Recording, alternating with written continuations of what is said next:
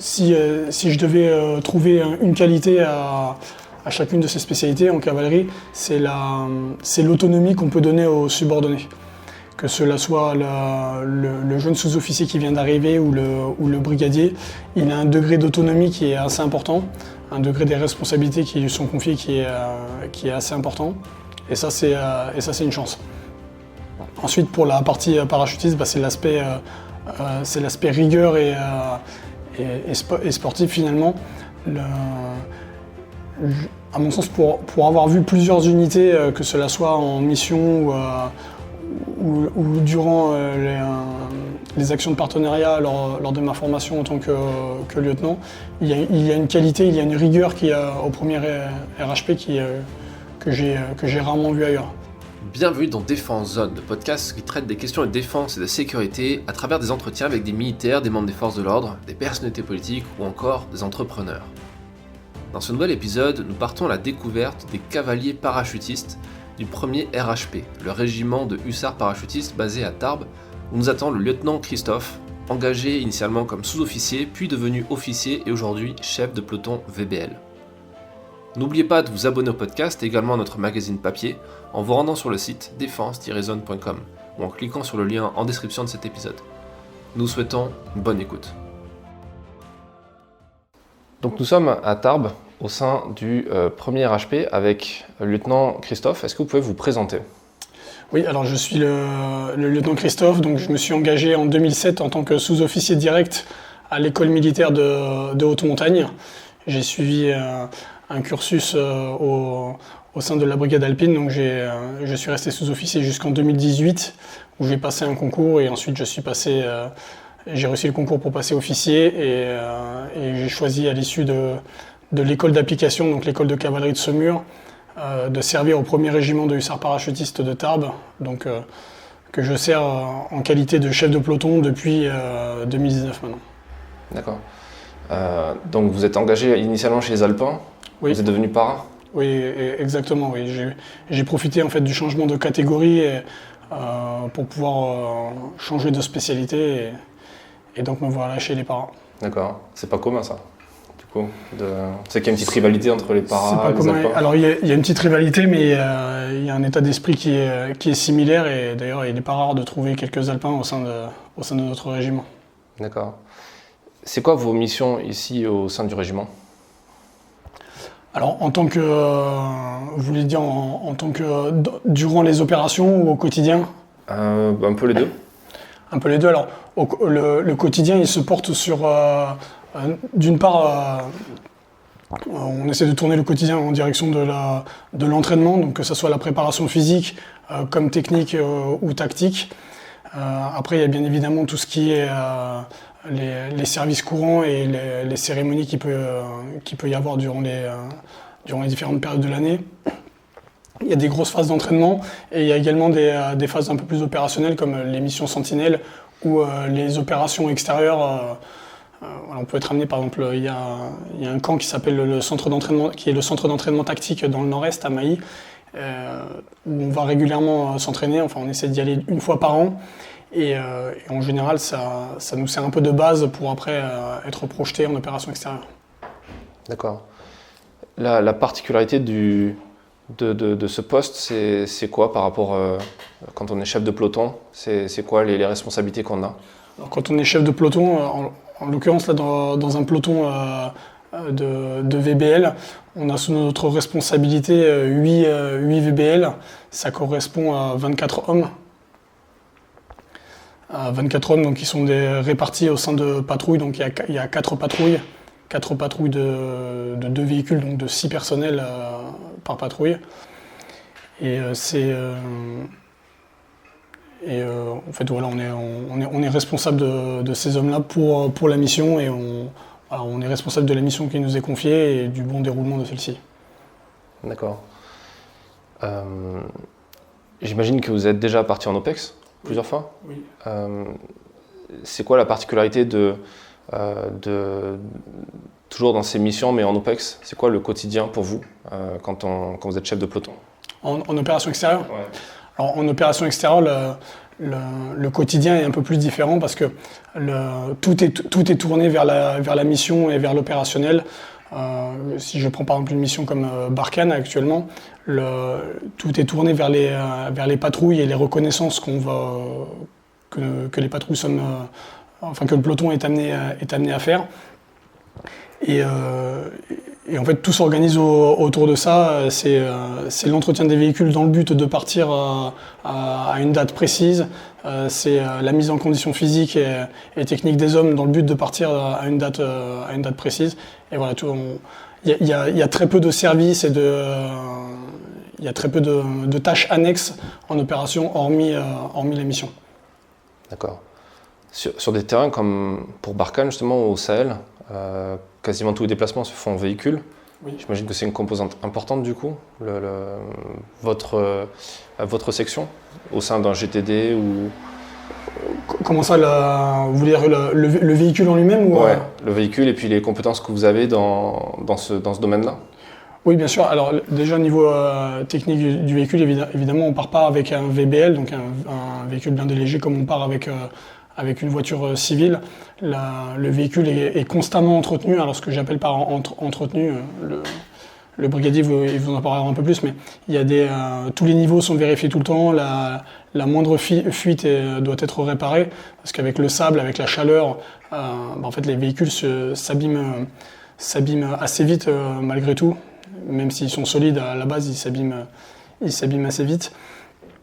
Et ensuite, il y a bien évidemment la préparation de l'homme. Les gens doivent savoir piloter les véhicules dans le désert et dans des conditions sur du terrain cassé, dans des conditions beaucoup plus difficiles. Donc ici, on a la chance au régiment d'avoir un camp à Gers et qui, on va dire, même s'il est petit, a de belles infras pour... On a une piste, ce qu'on appelle une piste 4x4, où justement les pilotes apprennent un peu à appréhender et à voir que finalement le véhicule passe bien mieux que ce qu'ils pourraient penser.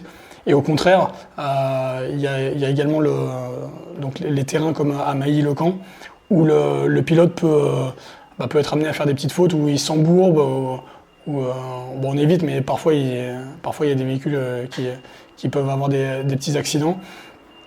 Donc tout ça, ça montre certaines limites et ça fait partie de la préparation opérationnelle. C'est quoi la composante para dans tout ça, parachutiste? Alors la composante parachutiste, elle est, à mon sens, elle a plusieurs niveaux. D'un côté, on pourrait se dire que on voit difficilement un blindé être parachuté, et pourtant si, le VBL peut être aérolargué. Et c'est un exercice d'ailleurs qui a été fait l'année dernière.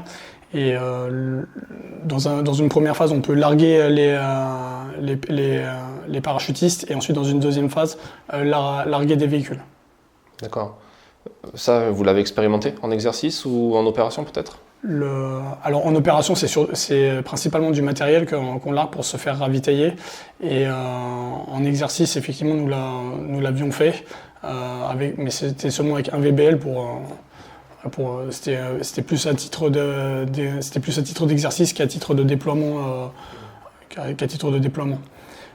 Maintenant, c'est un peu la force du parachutiste, c'est-à-dire qu'en l'espace de 2 minutes, vous avez une zone qui est recouverte d'un escadron avec une centaine. Il peut y avoir une centaine d'hommes en l'espace d'un instant sur une zone.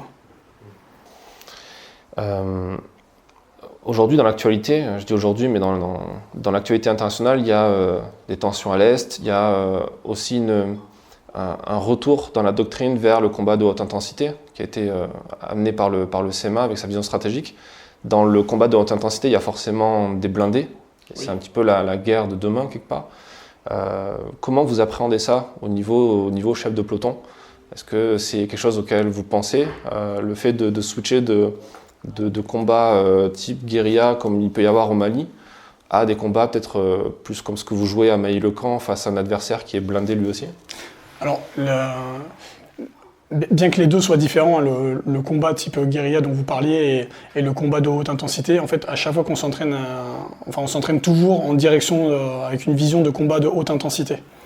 D'accord. Moi j'ai toujours reconnu l'entraînement sur la base de la haute intensité, que ce soit à l'école ou au Santac. Je pense que c'est quelque chose qui peut servir dans la vision de qui peut le plus, peut le moins. Bon, c'est forcément quelque chose qui sert quand en l'espace de quelques jours on est dans des véhicules légers, mais on combat des Leclerc sous une atmosphère NBC, donc en ambiance chimique, avec attaque chimique et sous des tirs d'artillerie. Alors bien évidemment fictif, hein, mais quand on combat dans cette ambiance-là, on peut s'imaginer. On est presque en réel parce que finalement, quand on est détruit, effectivement, si j'ai un des véhicules du peloton qui est détruit, il n'est plus joué, il n'est plus simulé, il n'est plus joué, et du coup, je me retrouve réellement avec un véhicule en moins, et je dois continuer à faire ma mission dans cette configuration-là. Donc c'est quelque chose qui est joué. Après, comme tout le monde, le combat à haute intensité, moi je l'ai jamais connu, hein, et je pense qu'on est un paquet de générations à ne pas l'avoir connu, donc on n'est pas dedans. Ouais. On n'est pas encore dedans. Quand vous entraînez dans des camps comme Maille-le-Camp par exemple, c'est quoi qui ressort le plus au final sur l'importance de la préparation? C'est quoi les phases clés? C'est quoi les choses qui sont utiles une fois que vous êtes déployé par exemple au Sahel? Alors finalement, quand on est dans une partie un peu difficile en mission, on s'aperçoit vite qu'il y a des mécanismes qui reviennent. Donc tous ces réflexes qui ressurgissent, finalement, c'est ni plus ni moins que les réflexes que nous avons acquis durant l'entraînement, et notamment au Santac à Mailly ou ici lorsqu'on s'entraîne à Gers. En fait, on parle souvent de drill à l'armée, c'est le fait de répéter les gestes, de répéter les procédures, et finalement on les fait de façon assez machinale en opération, et à mon sens, c'est ce qui fait que ça fonctionne. Le VBL, tout comme le VAB ou d'autres blindés de l'armée de terre sont amenés à changer, à partir à la retraite bientôt, sachant que c'est quand même des véhicules qui sont assez anciens.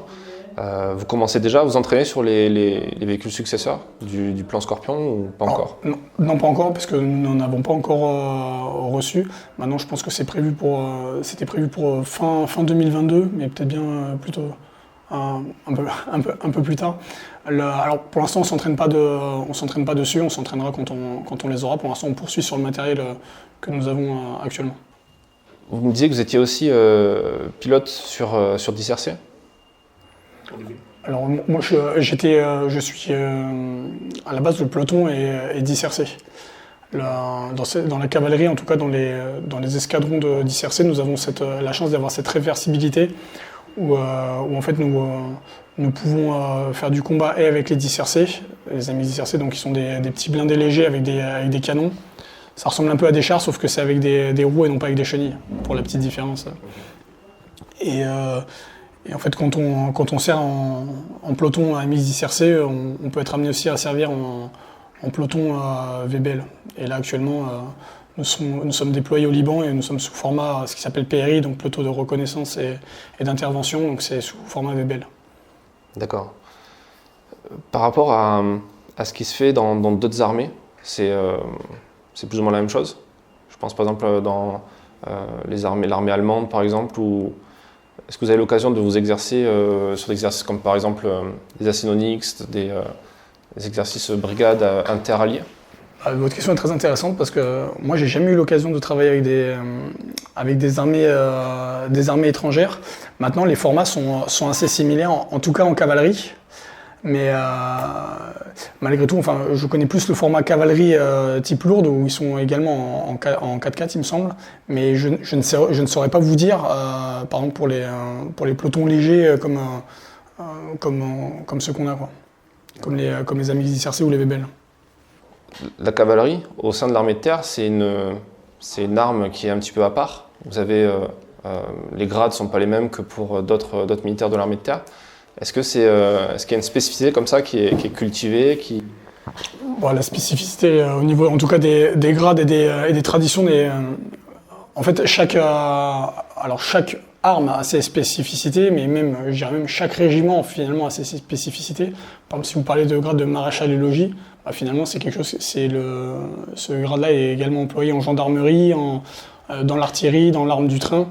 Donc c'est les armes montées qui sont qui ont ces appellations-là. Effectivement, dans les armes à pied, comme dans l'infanterie, dans l'infanterie ou les transmissions, les appellations sont communes également entre elles. Mais ce n'est pas spécifique à la cavalerie. Chaque unité a toujours ses petites traditions. D'accord. On me dit que vous êtes passé par l'école de Saumur. Est-ce que vous pouvez me parler un peu de votre formation ? Oui, bien sûr. Alors, en qualité d'officier, du coup, vous parlez ? Ouais. Oui. Alors, il y a l'année qu'on appelle communément la DA, donc la division d'application, qui est l'année de formation des lieutenants, donc qui vont être répartis après dans tous les régiments de cavalerie. Donc cette année de formation débute en tant que chef d'engin. Donc au début de la formation, on apprend à être chef d'engin. Et peu importe le recrutement, que ce soit les officiers directs ou les officiers semi-directs, comme c'est mon cas. Et ensuite, on monte petit à petit jusqu'à la formation de chef de peloton.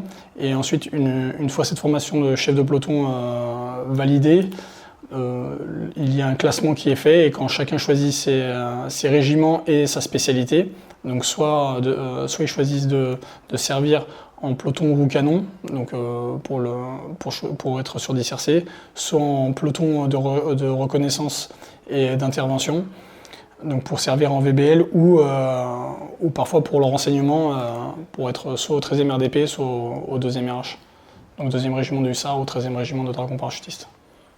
D'accord. Est-ce que c'est une spécialité qui attire ? Est-ce que au sein de l'école, justement, les gens recherchent à être engagés dans des régiments comme ici, par exemple, au 1er HP ? Oui, alors le 1er régiment du SAR parachutiste, c'est un régiment qui est assez attrayant pour plusieurs raisons. Déjà parce qu'en cavalerie, en fait, on a la chance de pouvoir servir sur plusieurs types d'engins. Si je prends mon exemple, j'ai servi aussi bien en AMI-CRC qu'en VBL. En tout cas pour moi c'est une chance parce que j'aime bien les choses variées, donc là ça m'a permis de travailler de façon différente à plusieurs reprises. Et on a également cette spécialité parachutiste qui fait que ça agrémente en fait notre spécialité. Ça permet il y a un côté rigueur, un côté péchu qu'il n'y a pas spécialement qu'il n'y a peut-être pas dans les autres unités. Je ne peux pas décrire les autres unités, donc. Ok. Est-ce que vous auriez un conseil à donner à quelqu'un qui aimerait se lancer dans cette spécialité, dans cette arme ? Oui, bien sûr. C'est quelque chose qui est, à mon sens, c'est une spécialité qui est très valorisante. Alors, quand je dis spécialité, j'inclus et cavalerie et parachutiste. Si je devais trouver une qualité à chacune de ces spécialités en cavalerie, c'est l'autonomie qu'on peut donner aux subordonnés.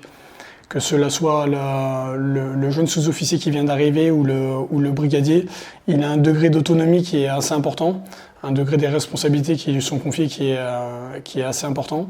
Et ça, c'est une chance. Ensuite, pour la partie parachutiste, c'est l'aspect rigueur et sportif finalement. À mon sens, pour avoir vu plusieurs unités, que cela soit en mission ou durant les actions de partenariat lors de ma formation en tant que lieutenant, il y a une qualité, il y a une rigueur au premier RHP que j'ai rarement vu ailleurs, notamment chez les militaires du rang. C'est quoi les spécificités de l'AMX TSRC par rapport à des chars comme par exemple le char Leclerc ou ce genre de choses ?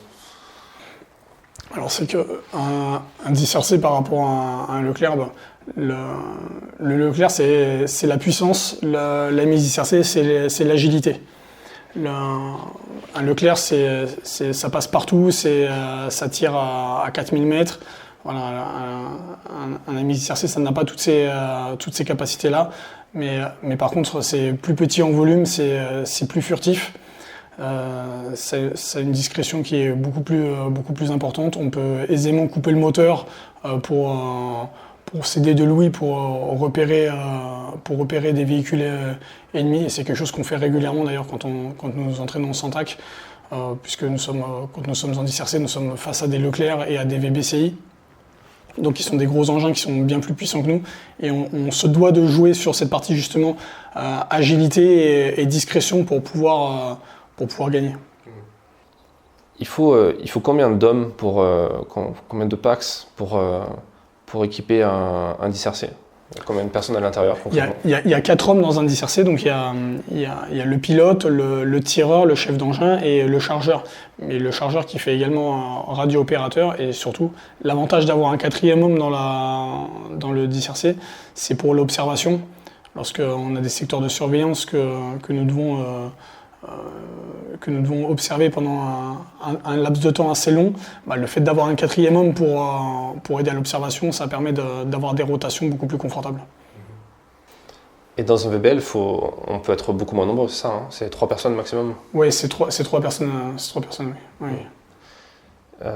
J'imagine que sur des missions en opération extérieure ou en MCD, on crée des liens dans des petites équipes comme ça, dans un véhicule. Oui, bien sûr. Disons qu'on discute forcément avec les hommes avec lesquels nous sommes de façon beaucoup plus informelle, parce que on est tout le temps ensemble, donc il y a un partage, un degré de proximité. On se douche les uns à côté des autres. Il y a un degré d'intimité qu'il n'y a pas spécialement dans un autre métier. D'ailleurs, je pense pas qu'il y ait d'autres métiers où il y a un degré de proximité aussi important. Comment on fait pour gérer ça en opération extérieure, justement, quand vous partez en mission sur le terrain longtemps et que ça peut aussi pas forcément tout le temps accrocher, et comment ça se passe? Ça se fait. Pour ma part, j'ai l'impression que ça se fait de façon assez naturelle et finalement, ça arrive qu'il y ait des gens qui s'entendent pas. Bon, les accrochages, c'est normal en fait. Nous sommes des humains, donc je pense que comme dans tous les métiers, les gens de temps en temps, ils peuvent se disputer, mais ça revient vite à la normale. Et de toute façon, même si, c'est en tout cas l'avantage des sols. En tout cas de mes soldats, c'est que s'il y en a qui ne s'entendent pas, en général, ils font toujours tous un effort pour que ça se passe bien. C'est le peloton qui prime avant l'intérêt individuel. Les conditions de travail dans des véhicules comme ça, c'est pas évident, surtout sur des terrains comme le Sahel où il fait très chaud. Et j'imagine que vous n'avez pas forcément la clim dans les VBL ou dans les pas du tout. dissertés. Il n'y a pas la clim, non. Comment on fait pour se préparer à ça, surtout quand vous êtes déployé peut-être en hiver, quand en France il fait froid et qu'après vous partez sur des zones comme ça où il fait très chaud? Finalement, si on peut pas se préparer à la chaleur de la BSS par exemple, mais en fait on s'y acclimate assez bien. Quand nous y sommes, pendant 2 semaines, il nous est par exemple interdit de faire du sport le temps que l'organisme s'acclimate. Et c'est quelque chose qui fonctionne assez bien parce que j'ai jamais vu de coup de chaleur en opération malgré tous les équipements que nous pouvons avoir. Je me suis déjà retrouvé au Niger, il faisait 57 degrés dehors, mais moi je me sentais, évidemment on se sent lourd, il fait chaud, mais on ne sent pas qu'on va faire un coup de chaleur, qu'on va s'évanouir ou mourir ou je ne sais quoi. Non, le corps s'habitue finalement assez bien et faut juste prendre bien soin de soi, boire correctement, s'hydrater, bien manger et ça se passe bien. J'imagine qu'il faut avoir une bonne condition physique pour faire ça aussi, pas forcément que pour garder l'aptitude TAP qu'il faut avoir ici au sein du régiment, mais pour faire ce métier. Oui, quand on a une bonne condition physique, quand on est bien dans son corps, forcément on est beaucoup plus à l'aise, on est beaucoup plus mobile que si on n'est pas sportif et forcément on est contraint on est limité par notre capacité physique. Après le sport en peloton se fait toujours de façon groupée. Et, disons que même celui qui est pas trop motivé pour faire du sport, il en fait quand même, donc il a une bonne condition physique malgré lui, on va dire. J'ai cru comprendre que vous allez bientôt partir en mission là. Nous allons partir au Liban, l'escadron, le peloton va être déployé au Liban. Merci pour cet échange et bonne mission du coup. Merci. Merci d'avoir écouté cet épisode jusqu'à la fin. S'il vous a plu, partagez-le autour de vous et abonnez-vous au podcast pour ne pas rater les prochains. Défense Zone, c'est aussi un magazine en ligne et en papier disponible sur le site internet défense-zone.com. Rendez-vous en description pour plus d'informations et à très vite dans un prochain épisode.